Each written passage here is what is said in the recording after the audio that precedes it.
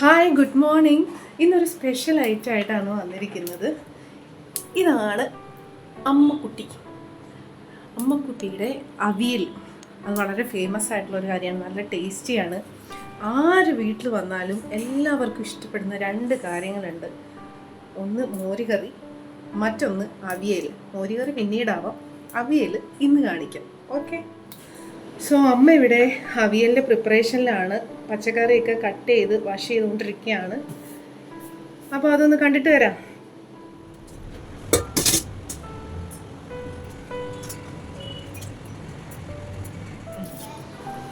കുറച്ച് പച്ചപ്പയർ, അധികം മൂക്കാത്തതും പൊളിച്ചെടുക്കുന്നതും കൂടി മിക്സ് ചെയ്ത് എടുക്കണം. അത് കഴിഞ്ഞിട്ട് ഒരു മുരിങ്ങയ്ക്ക മതി. ഒരു മുരിങ്ങക്കായും അതും നീളത്തിൽ അരിഞ്ഞെടുക്കും, കട്ട് ചെയ്ത് വെക്കുക.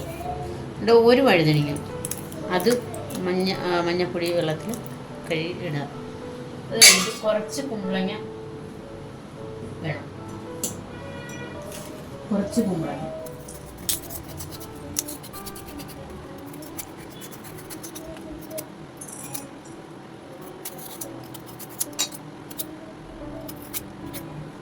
ഇത്ര മതി. ചെറിയൊരു അവിയൽ. ഒരു ഏകദേശം ഒരു 3 പേർക്ക്, 3-4 പേർക്ക്. ഒത്തിരി കഷ്ണമായാൽ അരപ്പ് പിടിക്കാനൊക്കെ വിഷമാവും. Okay okay. ഇളം കുമ്പളങ്ങ നല്ലത്, മൂത്തതധികം നല്ലതല്ല. അപ്പോൾ അവിയലിന് എപ്പോഴും ഇളം കുമ്പളങ്ങയാണ് നല്ലത്, രുചി. ആ ഒരു അലിഞ്ഞ് ഉള്ള ഒരു രീതി വരാൻ. പിന്നെ അമ്മയുടെ മറ്റൊരു ചെമ്മീൻ കറി ഉണ്ടല്ലോ, ഉണക്ക ചെമ്മീനിട്ടെ, അത് നല്ലത്. അത് ഒരു ദിവസം നമുക്ക് ഉണ്ടാക്കണം കേട്ടോ. ഞങ്ങൾ മഞ്ഞൾ വെള്ളത്തിലൊന്നും കഴുകുന്നത് നല്ലതാണ്, ഉപ്പ് ഇടുന്നത് നല്ലതാണ്. കാരണം ഇപ്പം വാങ്ങിക്കുന്നതിനല്ല. അതെ അതെ. ചിലവരിത് ചൂടുവെള്ളത്തിൽ അങ്ങനെ ചെയ്യാറുണ്ട്, അതിന്റെ ആവശ്യമില്ല. നമ്മൾ ചൂടുവെള്ളത്തിൽ തിളപ്പിക്കുമല്ലയോ ചെയ്യുന്നത്. ചേനയാണ്. ഈ ചേന ഇങ്ങനെ നമ്മൾക്ക് തൊടുമ്പോൾ ഭയങ്കര ചൊറിച്ചിലല്ലേ? ചൊറിച്ചിലാകുമ്പോൾ ചൂടുവെള്ളത്തിൽ ഒന്ന് കൈ കഴുകുന്ന എനിക്ക് ഇത് കഴുകി തിളച്ച് കഴിഞ്ഞാൽ ചൊറിച്ച് മാറും. ഇച്ചിരി ചൂടുവെള്ളത്തിൽ അഥവാ കുറഞ്ഞില്ല എന്നുണ്ടെങ്കിൽ ചൂടുവെള്ളത്തിൽ ഒന്ന് കഴുകിയിട്ട് ഇച്ചിരി വെളിച്ചെണ്ണ വെട്ടുക, അത്രേ ഉള്ളൂ. അത് കുറച്ച് കഴിയുമ്പോൾ മാറിക്കോളൂ. അധികം ചൊറിച്ചിലൊന്നും ഉണ്ടാകും. ചിലർക്ക് അലർജിയൊക്കെ ഉണ്ടാവുമെന്ന് പറയുന്നു, എനിക്കറിയില്ല. പക്ഷെ ഇങ്ങനെ എനിക്കിതുവരെ അങ്ങനെ ചൊറിച്ചിലൊന്നും ഉണ്ടായിട്ടില്ല. കാണാൻ ഇച്ചിരി ഒരു മെനക്ക് വേണം.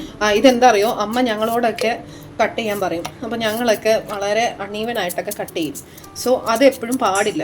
സാമ്പാറാണെങ്കിലും അവിയലാണെങ്കിലും ഏത് കഷ്ണം തോരനായാലും എല്ലാം അതിൻ്റെ ഒരു രീതിയുണ്ട്, അതനുസരിച്ച് കട്ട് ചെയ്യണം. എന്നാലേ കാണാനും ഒരു ഭംഗി ഉണ്ടാവും. അതുപോലെ തന്നെ ഒരു രീതി അതാണ്. ചേനയൊക്കെ ചെറുതായിട്ടൊക്കെ ഇട്ടാൽ വേവും, മറ്റേ കഷ്ണത്തിൻ്റെ കൂട്ടത്തിൽ വേവണ്ടേ. ചേന ആദ്യമേ ഒന്ന് കഴുകി വൃത്തിയാക്കി നമ്മൾ വെക്കുന്ന പാത്രത്തിൽ ഇട്ട് വെള്ളം ഒഴിച്ച് കുറച്ച് മുന്നേ മറ്റു കഷ്ണങ്ങൾ ഇടുന്നതിന് മുമ്പേ ഒന്ന് തിളച്ചതിന് ശേഷം മറ്റു കഷ്ണങ്ങൾ ഇടാവൂ. ഇത് അല്ലെങ്കിൽ വേവില്ല. ചില ചേന വേവത്തില്ല, വേവാൻ ഭയങ്കര ബുദ്ധിമുട്ടാണ്. ചിലത് വേവിച്ചിരി കൂടുതലായിരിക്കും. കൂടുതലല്ലെങ്കിൽ പോലും നേരത്തെ ഇച്ചിരി ഇടണം, കാരണം മറ്റതിൻ്റെ കൂട്ടത്തിൽ മറ്റു കഷ്ണങ്ങളുടെ കൂട്ടത്തിൽ ചേരണ്ടേ. ശരി ശരി. ഒത്തിരി ആവരുത്, കാരണം ഇതൊക്കെ ഭയങ്കര കൊഴുപ്പൊക്കെ ആകുമ്പം ചിലർക്ക് പിടിക്കില്ല. ഒരു കഷ്ണം, അത് സ്വാദിന് വേണ്ടിയിട്ട് ഒരു കഷ്ണം ചെയ്യുമ്പോൾ നല്ലതാണ്. ഇപ്പം ഞാൻ കായ എടുത്തിട്ടില്ല, അതായത് പച്ചക്കായ, ഏത്തക്ക, അത് ഒരെണ്ണം ഇടുന്നത് നല്ലതാണ്. ഏത്തക്ക കറിക്കായ ആയാലും മതി. ഞാനിപ്പോൾ രണ്ടും എടുത്തു. പിന്നെ നമ്മളുടെ ഈ ഒരു അവിയൽ ഉണ്ടാക്കുന്നത് ഓരോ സ്ഥലത്തും കുറച്ച് വ്യത്യാസമുണ്ട്, അരപ്പിന് പോലും വ്യത്യാസമുണ്ട്. ഇപ്പൊ നമ്മുടെ ഈ കൊല്ലം, തിരുവനന്തപുരം ഭാഗത്ത്, ഇടുക്കിയൊക്കെ ഇങ്ങനെ ഉള്ളി എങ്ങനെയൊക്കെയാണ് അതിന്റെ ഒരു വ്യത്യാസം? തിരുവനന്തപുരത്ത് വെളുത്തുള്ളിയാണെന്ന് തോന്നുന്നു, ഇവിടെ ആണെങ്കിൽ ചുവന്നുള്ളി ആയിരിക്കും ചതച്ചിടുന്നത്. നമ്മുടെ കോഴിക്കോട് ഭാഗത്തേക്ക് അങ്ങനെ എനിക്ക് തോന്നുന്നില്ല. ചെറിയുള്ളിയല്ല, ഈ പുളിയൊന്നും ഒഴിക്കുന്ന പകരം തൈര് ഒഴിക്കും. തൈര് ഒഴിച്ചാലും മതി. ഓരോന്നും ഡിഫറെന്റ് ആണ്. മാങ്ങയുടെ ആ പുളിക്ക് വേണ്ടിയിട്ട് നമുക്ക് എന്ത് ചെയ്യാം അല്ലേ? അത് അവരവരെ ഇഷ്ടം. അങ്ങനെ. പക്ഷെ പുളിയാണ് ഒന്നും കൂടെ നല്ലത്, എനിക്ക് തോന്നുന്നു.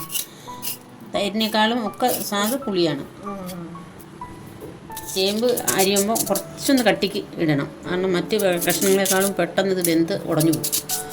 അതുകൊണ്ട് എപ്പോഴും ചേമ്പിടുമ്പോൾ നല്ലോണം കുറച്ച് കട്ടി ഇതുപോലെ ഒരു കട്ടിക്ക്.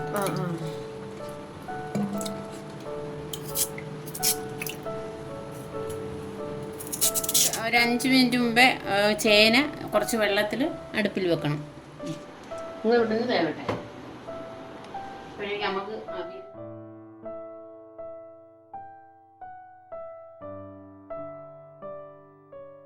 അതിന് ഒരു മുറി തേങ്ങ മതി. ഒരു മുറി വേണം അല്ലേ? ഒരു മുറി. തേങ്ങ നന്നായി ചേരുന്ന അത്രയും നല്ലതാണ്. മുള അടയ്ക്കും. എനിക്ക് ഒരു മുറി തേങ്ങ ചിരകിയത്. ഇതിന്റെ അരപ്പല്ലേ ഇത്? ഇതിന് അരയ്ക്കാനുള്ളത്. ഇനി എന്തൊക്കെയാ വേറെ വേണ്ടത്? കുമ്പളങ്ങ ഒന്നിട്ട് അതിന് ശേഷം മറ്റു കഷ്ണങ്ങളിടാവും. വേവ് കുറഞ്ഞ കഷ്ണം ഒത്തിരി ഒന്നും ഇടരുത്. പച്ചമുളക് 2 ചേർക്കുന്നത് കൊണ്ട് മുളക് പൊടി അത്ര മതി. അതായത് 1 ടേബിൾ സ്പൂൺ ആണോ? 1 ടേബിൾ സ്പൂൺ. അരപ്പിനുള്ള കൂട്ടാണ് ഇപ്പൊ. ശകലം ജീരകം.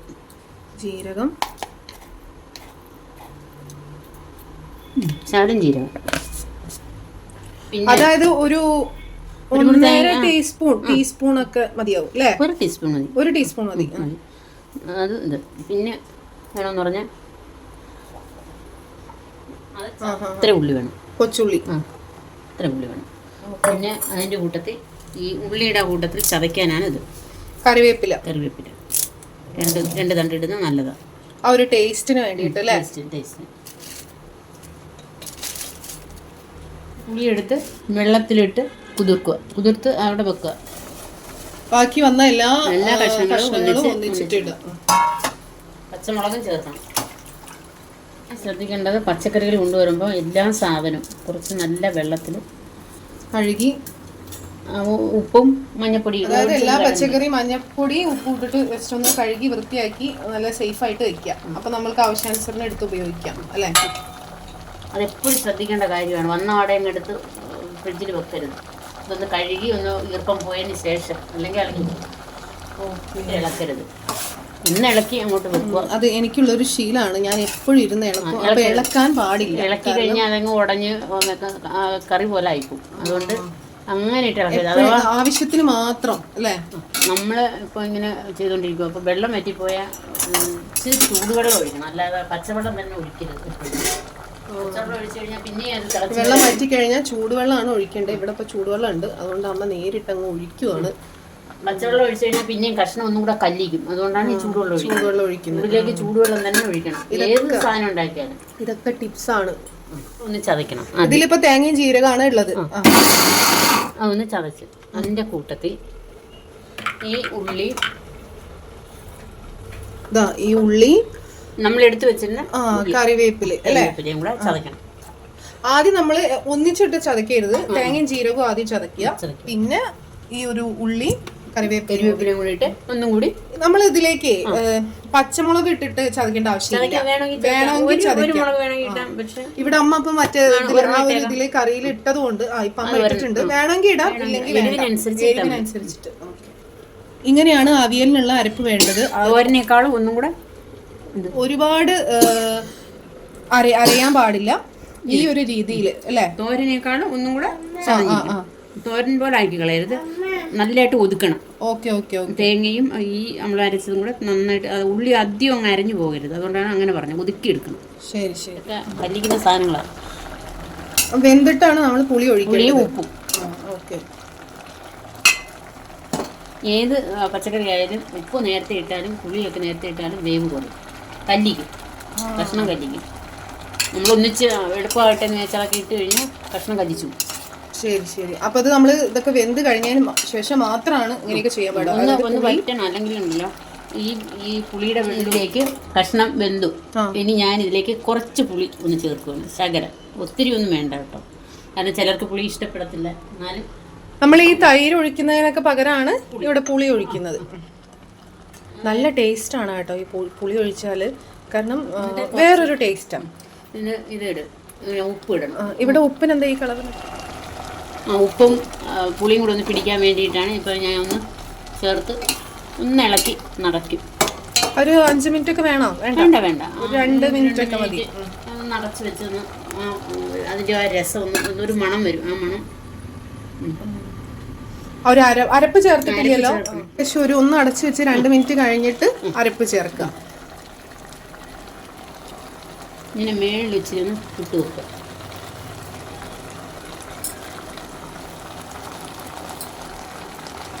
ഇവിടെ അരപ്പൊക്കെ ചേർത്തിട്ടുണ്ട്.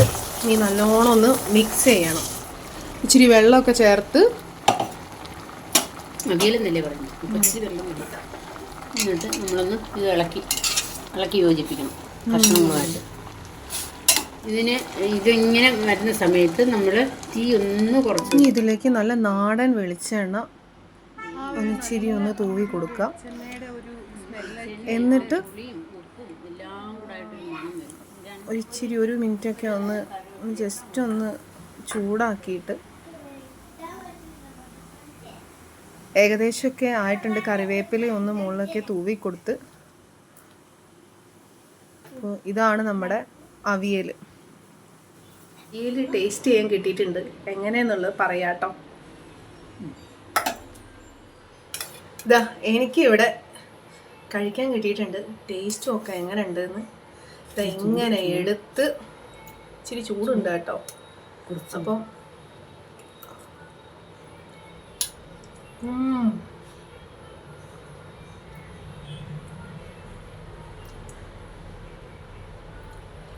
നല്ല ടേസ്റ്റ് ഉണ്ട്. നമുക്ക് ചോറിനൊക്കെ നല്ല, എനിക്ക് ഈ വെള്ള അരിയുടെ നല്ല ചൂടുള്ള ചോറാണ് ഇഷ്ടം. അതിൻ്റെ കൂടെ ഇതങ്ങോട്ട് ആ ഒരു കോമ്പിനേഷൻ പറയാതിരിക്കാൻ പറ്റില്ല. അപ്പം നിങ്ങളും ട്രൈ ചെയ്യുക. ഇതാണ് നമ്മുടെ അവിയലിൻ്റെ താരം. നല്ല ടേസ്റ്റ് ഉണ്ട്. ഞാൻ ടേസ്റ്റ് ചെയ്ത് നോക്കി. ഇവിടെ എല്ലാവർക്കും നല്ല ഇഷ്ടമാണ്. അമ്മയ്ക്ക് എന്താ പറയാനുള്ളത്? എല്ലാവരും അവിയലും തോരനും പുളിശ്ശേരിയൊക്കെ ഉണ്ടാക്കി ഇത് മാത്രം മതി ഭർത്താവിനും ഒക്കെ കൊടുത്ത് സന്തോഷമായിട്ട് കഴിയാൻ നോക്കുക. ഭക്ഷണത്തിന്റെ സമയമാകുമ്പം കവർ കൊടുത്ത് ഹോട്ടലിലോട്ട് ഓടണ്ട. പിള്ളേർക്ക് അസുഖങ്ങളൊന്നും വരുത്തി വെക്കാതെ നോക്കണം. ഇതാണ് അമ്മയ്ക്ക് നിങ്ങളോട് പച്ചക്കറി കൊടുത്ത് പഠിപ്പിക്കണം. മീനായാലും എല്ലാം കറി വെക്കാൻ നമ്മൾ സ്വയം പ്രാപ്തരാവണം. അതെ, ഇതാണ് എനിക്ക് പറയാനുള്ള മെസ്സേജ്. സബ്സ്ക്രൈബ് ചെയ്യാൻ പറയുന്നത് എല്ലാവരും ഇതിന് സബ്സ്ക്രൈബ് ചെയ്യുക. Please subscribe.